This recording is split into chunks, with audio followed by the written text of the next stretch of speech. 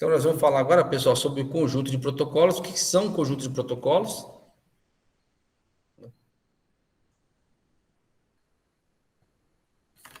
Toda vez que vocês ouvirem falar suíte, né? Suíte de protocolos ou suíte de alguma coisa, sempre esse termo suíte, pessoal, se refere a um conjunto, tá bom? Isso é uma terminologia do inglês lá, que vem, por exemplo, suíte de protocolos, suíte de equipamentos, isso aí. Então, quando fala suíte, digamos assim, é um kit ou um conjunto, tá ok? Os protocolos devem ser capazes de funcionar com outros protocolos, que é o chamado de interoperabilidade, certo? Não? Uma suíte de protocolos é um grupo de protocolos interrelacionados necessários para executar uma função de comunicação. Conjunto de regras que trabalham juntos para ajudar a resolver um problema. Então, essas são as suítes de protocolos. Os protocolos são visualizados em termos de camadas, camadas mais altas, camadas inferiores, preocupado com a movimentação de dados e fornecer serviços para camadas superiores. Então, vamos pegar um exemplo. A gente tem, por exemplo, uma situação muito comum, que a gente estava falando nas outras aulas anteriores, sobre, por exemplo, você levar conteúdo para alguém, levar um material para alguém. Então, imagina que você comprou um produto, né? Nós citamos até na aula anterior, você vai comprar, por exemplo, um armário. Esse armário, ele vem desmontado, certo? Então, você tem esse desmonte do armário, é feito para que você possa levar isso de forma mais tranquila, mais segura, garantir tanto a integridade do armário, quanto garantir que esse item chegue bem lá. E para quem produz isso, para quem guarda na logística isso, você tem esses pacotes, digamos assim, maiores, ajuda, auxilia e dá uma produtividade maior. Então, isso acontece mais ou menos igual dentro da rede de computadores. Então, os protocolos têm camadas superiores, aonde? O que acontece nas camadas superiores? Quem tem acesso a dados, os protocolos que manipulam dados, vão ter esse acesso e vão mexer com esses conteúdos mais facilmente. E aquelas camadas inferiores, vamos voltar lá, camadas 1, 2 e 3 representam o uso de hardware, certo? Camada 1 vai ser as placas de rede, dispositivos, a interface de rede, né? Juntamente com a mídia de transmissão. Você tem lá, por exemplo, a camada 2, que são os switches de distribuição de dados, e nós temos a camada 3, que é a camada que faz o roteamento. Então, a gente pode entender que seria é como se fosse uma transportadora. Então, lá embaixo tem uma transportadora, um departamento de logística que está pegando todos os conteúdos ali, eles nem abrem a mercadoria, nem devem abrir, e estão fazendo o quê? Estão pegando aquilo, rotulando aquilo, encaminhando para outros locais para que aquela transmissão da mensagem possa chegar. Então, para uma mercadoria sair aqui do sul do país, São Paulo, Sudeste, e lá para o norte do país, lá para Belém do Pará, o que vai acontecer?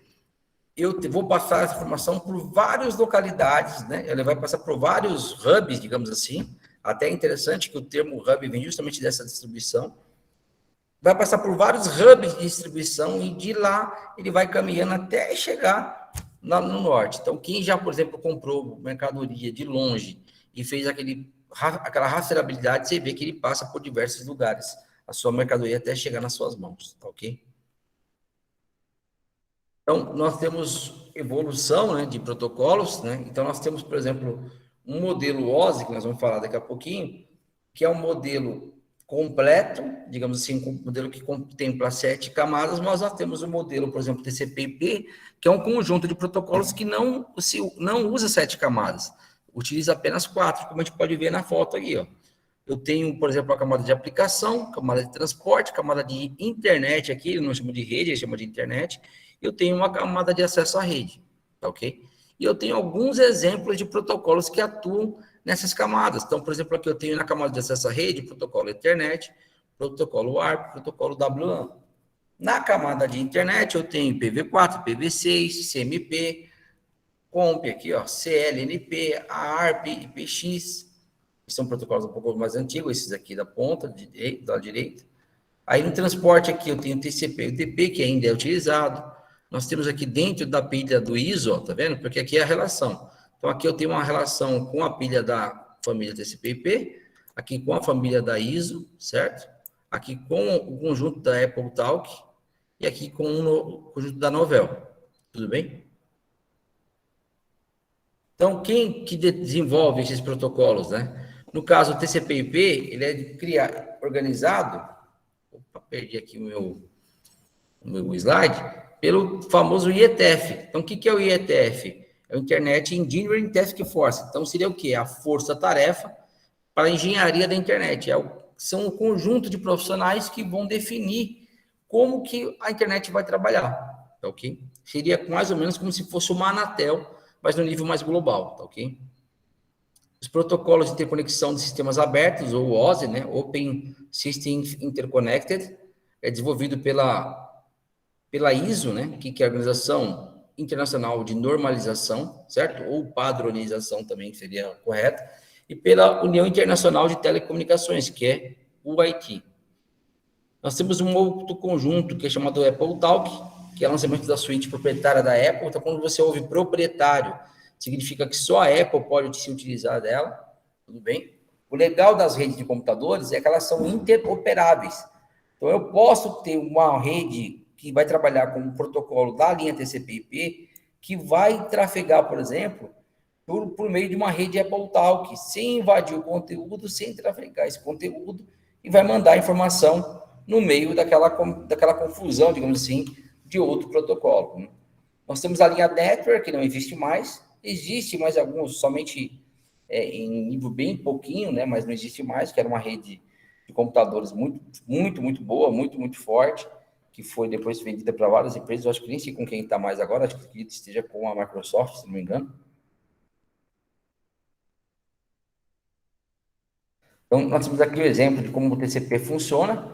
O protocolo TCP opera na camada de aplicativo, transporte e internet. O protocolo LAN, de camada de acesso à rede mais comum, é o Ethernet e o WLAN. Vamos lembrar que esse Ethernet é um conjunto de protocolos, tá bom? Protocolos, tecnologias e por aí vai. Então, como é que funciona a questão das camadas? Eu tenho uma camada mais alta, então meu usuário final, vamos colocar aqui nosso cabeçudinho aqui, nosso amiguinho aqui, ó, ele está lá em cima como usuário final. Então, ele vai acessar o quê? Ele vai acessar o computador dele e vai mandar um e-mail. Quando ele mandar e-mail, quem está embaixo aqui corre atrás. Vai fazer o quê? Tem que fazer o seguinte, tem que pegar essa informação aqui que está em hipertexto, transformar ela em TCP, certo? Forçar os processos de cima da pessoa para que a pessoa concorde e faça corretamente.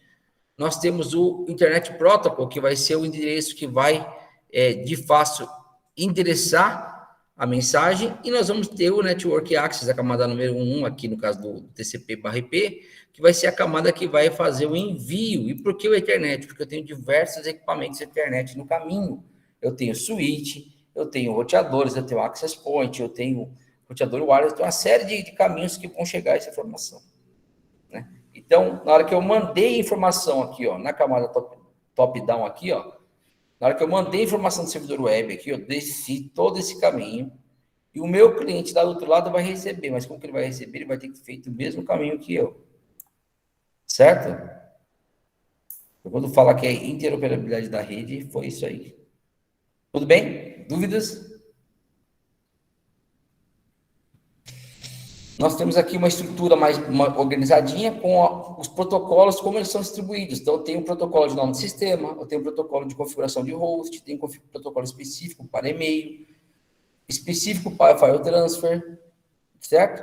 Nós temos protocolos específicos para a parte de web service, que é HTTP, HTTPS, REST, certo?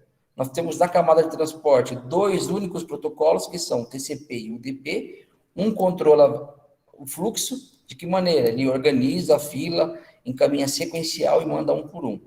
Demora mais? Sim. É mais caro? Pouca coisa, mas vale a pena.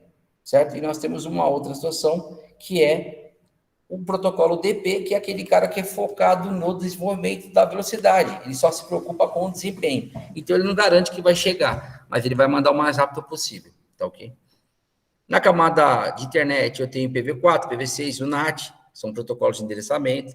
Eu tenho o protocolo de mensagem, que é o ICMP, o famoso, né, aplicativo de mensagem. Antigamente utilizava essa comunicação.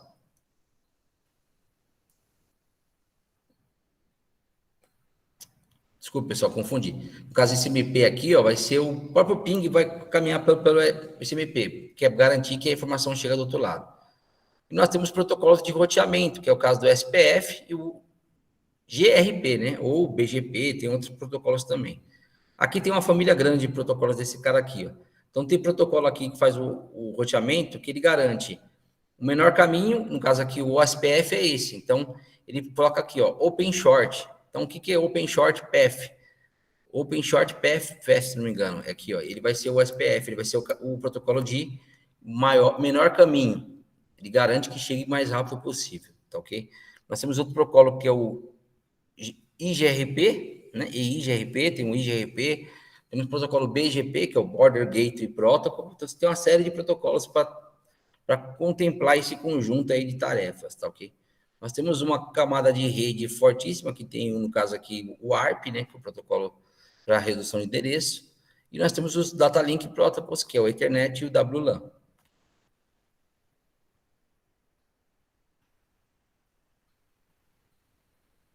Então, olha aqui, ó, como é que funciona essa comunicação, né? Um servidor web encapsulando e enviando uma página web para um cliente. Então, o que que ele faz? Ele vai lá e preenche todos os campos necessários. O que que seria isso, pessoal? Seria uma etiqueta, uma label, para que aquela informação possa ser enviada de forma correta. Então, ele está indo aqui, ó, web server, vai internet, vai IP, vai TCP, vai os dados, que é o que é importante, e certo? Não, ele vai encaminhar. Ele vai ser traduzido aqui no meio físico para binário, certo? Vai chamar no número lá, o fulano, sua mãe está aí, né? E aí aqui ele vai mandar a informação aqui da mesma forma. Frame de internet, pacote IP, o segmento e os dados, que é o que o usuário que realmente quer. O que o usuário quer é isso aqui, ó. Como que está aqui? Como que chegou até aqui? Aí o desenvolvimento da tecnologia, das diversas tecnologias, que garantiu essa interoperabilidade. Tudo bem até aí, pessoal? Dúvidas? Vamos lembrar só um detalhe. O modelo OSI, ele é uma referência, tá? Ele é um padrão de referência. E o modelo TCP/IP, não. O modelo TCP/IP é um conjunto de protocolos padrão. Tudo bem? Uma equipe, né? Uma equipe que tem ali, cada um, uma função específica para justamente desenvolver esses caras. Para poder formular essas regras, o que nós temos? Nós temos empresas que trabalham duro para isso, né? Empresas que nos auxiliam nesse processo, né? Quem são as empresas mais famosas desse contexto aí? Nós temos o IEE, né? O vulgo no Brasil a gente chama I3E, por causa dos 3Es aqui, ó. Então, o I3E, nós temos a IANA, que é ela que faz a distribuição, por exemplo, dos nomes de domínio, dos IPs que nós vamos utilizar na internet, certo? Nós temos o IETF. O que o IETF faz? O IETF ele toma conta das regras sobre o protocolo TCP, certo? Basicamente a internet, tá ok? Nós temos o ICANN, que é quem vende os números lá de IP, por exemplo, para o domínio. Então, se tem um domínio lá, minhaempresa.com.br, com certeza o ICANN, de alguma forma, foi notificado dessa operação. Nós temos o ITU aqui, ó, né? A ITU, né? Que é esse cara aqui? São os caras que mexem com a parte de elétrica, né? E a TIA que mexe com a parte de telecom. Então, quando você tem várias normas, essas normas são criadas por esses órgãos com o intuito de fazer a coisa funcionar melhor a cada dia e corrigir problemas, e estudar novas tecnologias e por aí vai, né? As normas abertas, né? Geralmente esses padrões são chamados de padrões abertos. Qual que é a vantagem desses padrões abertos? Ele garante interoperabilidade, garante concorrência, porque todo mundo quer usar coisa boa, coisa nova, coisa que dê resultado. Tudo bem? Tranquilo, tá aí? Nós temos concorrência, né? Que é muito importante no processo de criação. Por que concorrência? Importante. Porque a concorrência vai fazer com que um tente ser melhor que o outro. E quem ganha, é evidente que todo mundo ganha, inclusive os negócios aqui, né? As organizações de padrão são fornecedores neutros. Eles não têm, por exemplo, um fornecedor da HP, da Lenovo, ou até mesmo da IBM ou Dell, né? Então, eles têm que desenvolver tecnologia, têm que colocar documentação para que todo mundo que tiver interesse, inclusive você, possa acessar essa documentação e verificar como é que eles estão trabalhando, tá ok? Elas são organizações sem fins lucrativos, geralmente, né? São criadas para desenvolver e promover o conceito de normas abertas. Tá? Nós temos uma outra estrutura, né? Como é que seria essa estrutura, né? Nós temos a ISOC, que é a Internet Society, que ela promove o desenvolvimento aberto e a evolução da internet, né? Nós temos o Conselho de Arquitetura da Internet, que é o IAB aqui, ó. responsável pelo gerenciamento e desenvolvimento geral dos padrões de internet. Então, ele está focado nos padrões. Nós temos o IETF, que é o Internet Engineering Task Force, certo? Que tem vários grupos de trabalho, aqui, ó, Working, grupo 1, grupo 2. E nós temos o Internet Research Steering Group. O que ele faz aqui, ó? Aqui são as pesquisas para trabalhar com novas mídias, novas tecnologias, novos desenvolvimentos aí, né? Nesse caso aqui, são as pesquisas de longo prazo, tá, ok? São pesquisas que vão ajudar bastante a gente aí no futuro aí para ter cada vez mais largura de banda, mais recursos interessantes para nós. Os padrões de internet. A IANA, que toma conta, junto com o ICANN, né? O ICANN promove a IANA, no caso, que ela toma conta da liberação dos IPs address, dos nomes de domínio e das portas de TCP/UDP.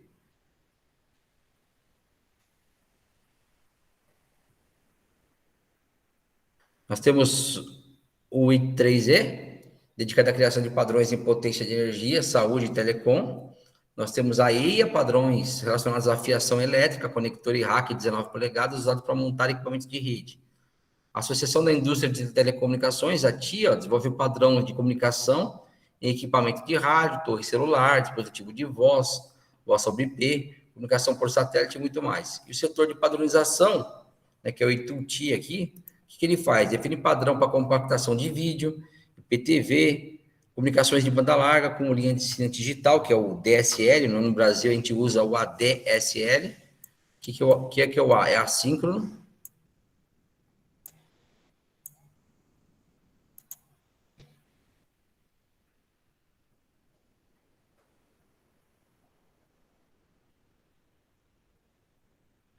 Aí nós temos um laboratório lá para fazer, tá ok?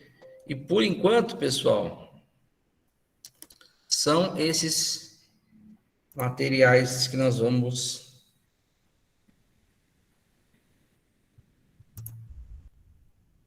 mostrar para vocês.